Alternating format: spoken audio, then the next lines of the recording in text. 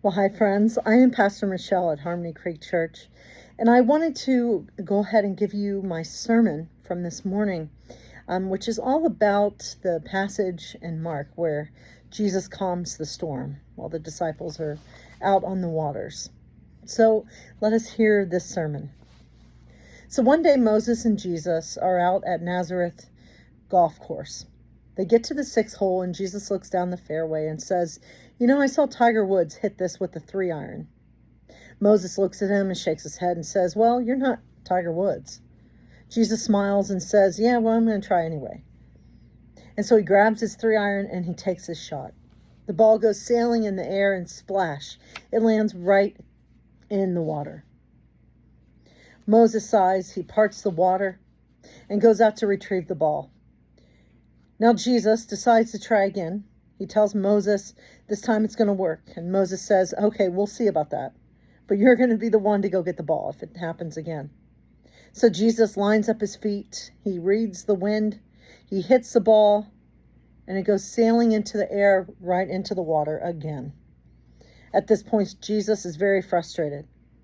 So he walks out on the water, on top of it, to retrieve his ball. And as Jesus is walking around the water looking for his ball, some people pass by and they ask Moses, man, who does that guy think he is? Jesus Christ? And Moses smiles and says, no, he thinks he's Tiger Woods. Pretty good joke.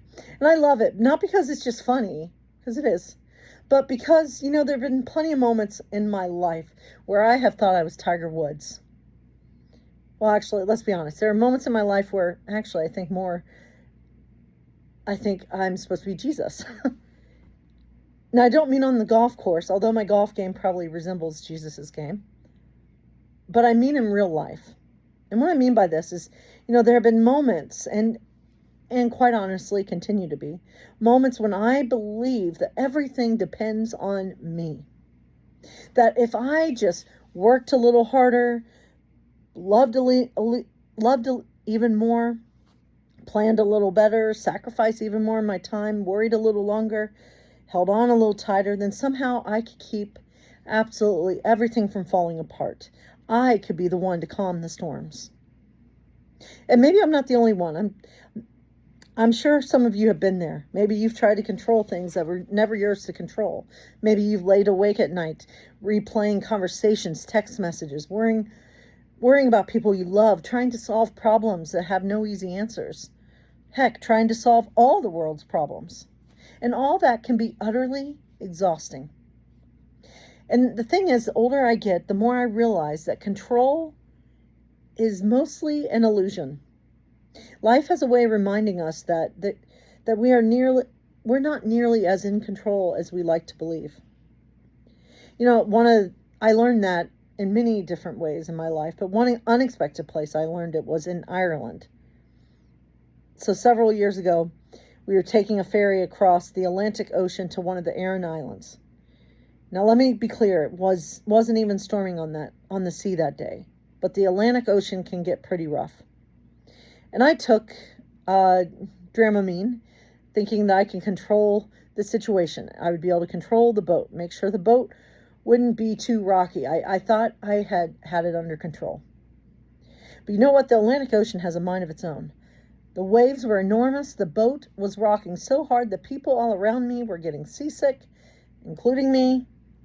And someone leaned over to me and said, put your fingers in your ears, because it will help.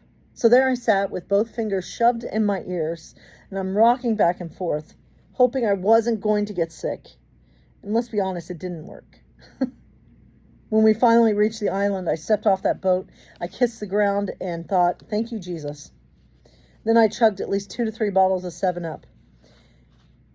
And we enjoyed our time on that island until it was time to get back on that boat.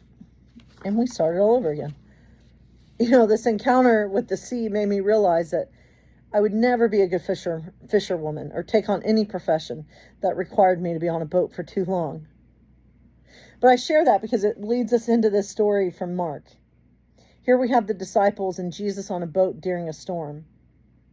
And the disciples, they were experienced fishermen. They knew the waters, they knew the currents, they knew what to do when the wind picked up.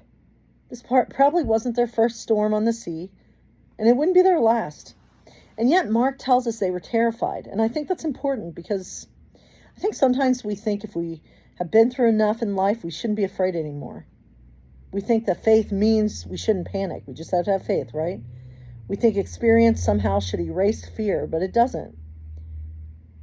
Fear is part of being human. Even experienced fishermen got overwhelmed. Even the disciples panicked. Even people with deep faith will cry out, "Teacher, don't you care that we're perishing?" And I feel like we've all probably prayed some version of that prayer. God, where are you? God, why aren't you doing something? God, wake up. You know, this past week, Jessica and I went to see the movie The Odyssey. And it was so good. In this movie, Odysseus spends years trying to get home. And he and his men were also on a boat for the majority of the movie. And they face storm after storm, loss after loss, obstacle after obstacle, monster after monster. But together, Odysseus helps them all outsmart all the obstacles and outsmart all their enemies. And for much of the story, Odysseus is convinced that if he's clever enough, if he's strong enough, determined enough, he can be the one to control all the outcomes. But there's one scene towards the end of the movie that sticks with me. He gets saved by this person named Calypso, and he spends 7 years on an island with her. And Calypso was a divine nymph and the daughter of Atlas. Now, toward the end of his time with her, Calypso looks at him and says, "You know, you're a man who needs to control his fate. But you can't control this. You must give yourself to the storm. Give up the fight, give up control, and live." End quote. Give yourself to the storm. Can you imagine? So after years of fighting everything around him, Odysseus builds a raft, heads back out onto the sea, and while he's on this small raft, another storm comes. And at first, of course, he tries to fight it, but then he does something unexpected. He lies down, and he closes his eyes and lets go. And maybe, just maybe, that's what Jesus was doing when the disciples find him appearing to be asleep. Maybe Jesus was just letting go and letting this happen. Well, I don't know. But, you know, that's one possible explanation. But in this moment, Odysseus was surrendering. He was finally admitting there are some things in life we simply cannot control. And Odysseus, lets go. And moments later, he's back home. Richard Rohr, he talks about what he calls the illusion of control. And he says that learning you are not in control situates you correctly in the universe. End quote. And I think he's right, because we spend so much of our lives believing that if we just work harder, if we plan better, if we worry longer, pray harder, somehow we'll keep the storms away. But the thing is, storms don't ask for our permission to come. I mean, we just had storms last night. They come anyway. The storms of life, cancer comes, divorce comes, grief comes, Parkinson's disease comes, anxiety comes, storms come for every single one of us. Faith does not mean that we don't have to face storms. So this does bring us back to Mark. And I want to bring up again that Jesus is sleeping. It's one of my favorite parts of this story. I don't know about you, but it almost bothers me that Jesus is sleeping, because if I were writing this story, Jesus would be bailing water, he'd be pulling ropes, he'd be shouting instructions, he'd be taking charge, but instead, Jesus is taking a nap. But I think that points to a deeper truth, that rarely does Jesus live up to our expectations. He's always doing what people least expect him to do. And that's, I think, a sermon for another day. But, I think maybe Jesus sees something the disciples can't yet see. The disciples in that moment are only seeing the storm, but Jesus sees the other shore. He knows there's someone there waiting to be healed, and they do go to heal someone who is possessed by a demon named Legion. He knows the storm. Jesus knows the storm isn't the end of the story. We have to be so careful how we interpret this passage. If we're not careful, we're going to start believing the story means that if we just have enough faith, Jesus is going to calm every single storm. But that's not what Mark's saying. Because the thing is, life tells us otherwise. Faithful people still lose loved ones. Faithful people still receive devastating diagnoses. Faithful people still experience heartbreak and struggle with depression and anxiety, and still cry and sob and grieve. Because faithful people still are in the midst of storms. Storms come for even the most faithful.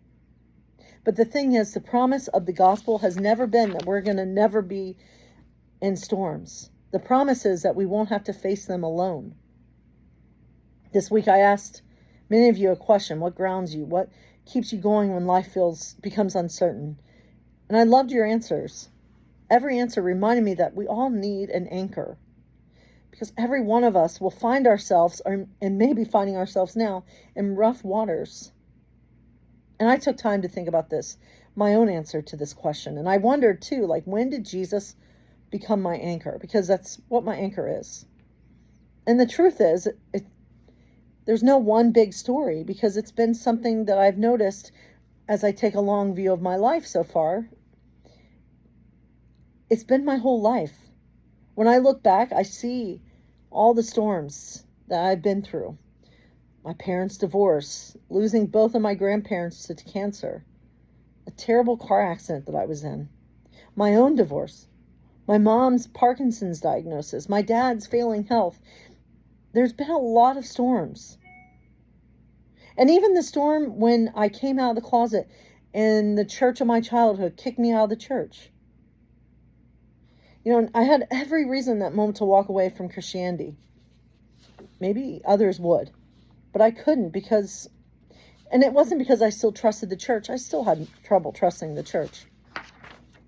I couldn't walk away because I could not let go of Jesus. Or maybe it's Jesus wouldn't let go of me. Looking back now, I can see Jesus in every storm. I didn't always recognize it at the time.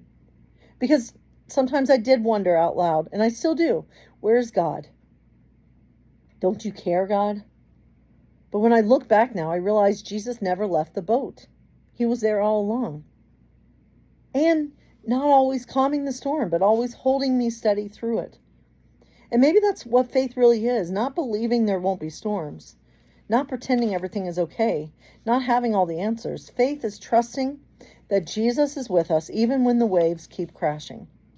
Faith is discovering a calm that doesn't depend on calm circumstances. Faith is discovering that we can find a calm even during the storm. It's the deep assurance that even when life feels out of control, that we are not abandoned. And maybe that's what Odysseus had to learn too, He still had to keep going. He still had to make the journey. Letting go of control doesn't mean giving up. It means recognizing, at least for Odysseus and for us, it's recognizing that there is something greater than us, something holding us all together. For Odysseus, it was him recognizing that he wasn't the one holding the sea together. I think that's true for us. Having faith doesn't mean we stop rowing. It doesn't mean we stop trying to do our best to make this world a better place. We still are called to love. We still are called to serve. We still are called to work for justice and to care for our neighbors, every single one of them. We still show up. We are still called to show up. But the thing is, we need to stop believing that every single thing depends on us. That gets to be exhausting after a while. Because it doesn't. It depends on the one who is already in the boat. So maybe that joke we started with at the beginning really wasn't about golf. Maybe it's about us. How often we spend our lives trying to be something we're not. Trying to be Jesus. Trying to fix every problem, control every outcome, calm every storm.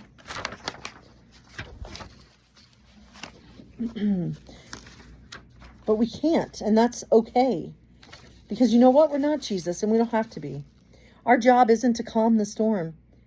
It's to try to stay calm in the storm. Our job is to trust the one who is with us. Because maybe the real miracle in this story isn't the fact that Jesus calms the storm. Maybe the real miracle is that he calmed the disciples. Maybe the real miracle is that Jesus calms us. Because the storms will come, my friends. They always will. The waves will rise, the winds will howl. Fear will find every one of us. But you know what? So will Jesus. And because Jesus is in the boat, even when the sea is anything but calm, our hearts can be calm. Not because the storm has ended, but because we have discovered that our anchor has never let us go. Has never let go. And you know what?